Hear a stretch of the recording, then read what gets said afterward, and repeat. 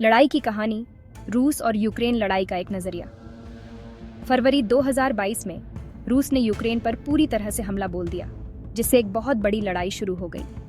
रूस के नेशंसपति Vladimir Putin ने इस हमले को एक खास सैन्य अभियान बताया, जिसका मकसद था यूक्रेन को नाजीकरण और मिलिटरीकरण से मुक्त करना।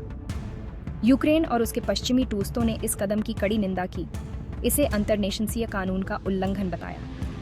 इस हमले की वजह से पूरी दुनिया ने इसका विरोध किया और रूस पर सख्त पाबंदियां लगाई गईं। लड़ाई के पहले कुछ हफ्तों में रशियाई सेना ने यूक्रेन में तेजी से कब्जा करना शुरू कर दिया।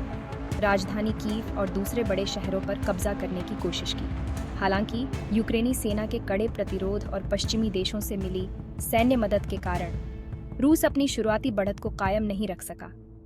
जैसे जैसे लड़ाई बढ़ती गई, दोनों तरफ मरने वालों की संख्या बढ़ती गई और लाखों लोग बेघर हो गए। इस लड़ाई ने यूक्रेन की अर्थव्यवस्था और बुनियादी ढांचे को तबाह कर दिया है, जिससे पूरे देश में बहुत बड़ा नुकसान हुआ है। रूस को भी पाबंदियों और युद्ध के आर्थिक प्रभावों का सामना करना पड़ा है। इस लड़ाई ने दुनिया के हालात को बहुत बुरी तरह प्रभावित किया है, जिससे शीत युद्ध के बाद से तनाव और बढ़ गया है। हाल ही में यूक्रेन के नेशंसपति वोलोडिमिर जेलेंस्की ने पुष्टि की है कि यूक्रेनी सेना रूस के कुर्स्क इलाके के अंदर सक्रिय रूप से काम कर रही है। ये पुष्टि रूस के अंदर सीमा पार से किए गए कई हमलों और तोड़फोड़ की घटनाओं के बाद आई है। जेलेंस्की ने इन अभियानों को रूस के हमले का मुकाबला करने और यूक्रेनी इलाकों को आजाद कराने के लिए जरूरी बताया है। हम अपने इलाके की रक्षा के लिए जो भी करना होगा करेंगे, जिसमें रशियाई इलाके के अंदर हमले शामिल हैं। यूक्रेनी सेना का मकसद कब्जे वाले इलाकों को आजाद कराना और यूक्रेनी लोगों की रक्षा करना है। जेलेंस्की के इस बयान से लड़ाई की ओर बढ़ने का डर पैदा हो गया है। यूक्रेनी हमले की जानकारी, रणनीतिक महत्व और शुरुआती फायदे। कुर्स्क इलाका यूक्रेन के उत्तर पूर्वी सीमा पर स्थित है और रशियाई सेना के लिए बहुत महत्वपूर्ण है। यह इलाका रूस के लिए एक महत्वपूर्ण रसद केंद्र के रूप में काम करता है, जो यूक्रेन में उसके सैन्य अभियानों को सामान पहुंचाता है। ऐसा लगता है कि यूक्रेन का मकसद रशियाई आपूर्ति लाइनों को रोकना और रशियाई सेना पर दबाव बनाना है। यूक्रेनी सेना ने कुर्स्क इलाके के कई गांवों पर कब्जा करने और रशियाई सेना को पीछे हटाने का दावा किया है। सोशल मीडिया पर वायरल हो रहे वीडियो में यूक्रेनी सैनिकों को रशियाई ठिकानों पर हमला करते और सैन्य उपकरणों को नष्ट करते हुए दिखाया गया है। यूक्रेनी अधिकारियों ने दावा किया है कि उनके अभियानों से रशियाई सेना को भारी नुकसान हुआ है। यूक्रेनी सेना ने कुर्स्क इलाके के एक महत्वपूर्ण शहर सुज्जा पर कब्जा करने की धमकी दी है। सुज्जा रेल और सड़क मार्गों का एक महत्वपूर्ण जंक्शन है और इस पर कब्जा रूस के लिए एक बड़ा झटका होगा। भाग 4, रूस की प्रतिक्रिया।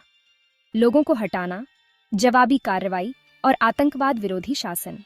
यूक्रेनी हमले के जवाब में रशियाई अधिकारियों ने कुर्स्क इलाके के सीमावर्ती गांवों से लोगों को हटाना शुरू कर दिया है। रशियाई रक्षा मंत्रालय ने कहा है कि उसने यूक्रेनी हमले को रोकने और हालात पर काबू पाने के लिए इलाके में और सैनिक और सैन्य उपकरण भेजे हैं। रूस ने यूक्रेनी हमले को आतंकवादी कार्रवाई बताया है और जवाबी कार्रवाई की धमकी दी है। रशियाई विदेश मंत्रालय ने एक बयान में कहा है कि यूक्रेनी सरकार की हरकतें अस्वीकार्य हैं और उनके गंभीर परिणाम होंगे। रूस ने यूक्रेनी सीमा पर सैन्य अभ्यास तेज कर दिया है और यूक्रेनी ठिकानों पर हवाई हमले किए हैं। रशियाई अधिकारियों ने कुर्स्क इलाके में एक आतंकवाद विरोधी शासन लागू किया है, जिससे सुरक्षा बढ़ा दी गई है और लोगों की आज़ादी पर रोक लगा दी गई है। इस कदम की मानवाधिकार समूहों ने आलोचना की है, जिन्होंने चेतावनी दी है कि इसका इस्तेमाल विरोध को दबाने और रशियाई आबादी पर नियंत्रण कसने के लिए किया जा सकता है। भाग 5, जान माल का नुकसान, विस्थापन और दोनों देशों पर प्रभाव। इस लड़ाई की वजह से दोनों देशों में बहुत बड़े पैमाने पर लोग मारे गए हैं और बेघर हुए हैं। यूक्रेन और रूस दोनों ही अपने नागरिकों की सुरक्षा और पुनर्वास के लिए संघर्ष कर रहे हैं। यूक्रेन में हजारों लोग अपने घर छोड़ने पर मजबूर हुए हैं, जबकि रूस में भी सीमावर्ती इलाकों में लोगों के बीच डर और असुरक्षा का माहौल है। इस लड़ाई ने दोनों देशों की अर्थव्यवस्था और सामाजिक ढांचे पर भी बहुत बुरा प्रभाव डाला है, जिससे उनके विकास और स्थिरता पर खतरा मंडरा रहा है। भाग 6, संयुक्त राष्ट्र की चिंताएं और दुनिया भर से निंदा।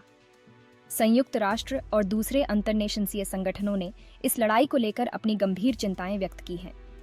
संयुक्त राष्ट्र सेक्रेटरी जनरल ने दोनों देशों से संयम बरतने और बातचीत के जरिए हल निकालने का आग्रह किया है।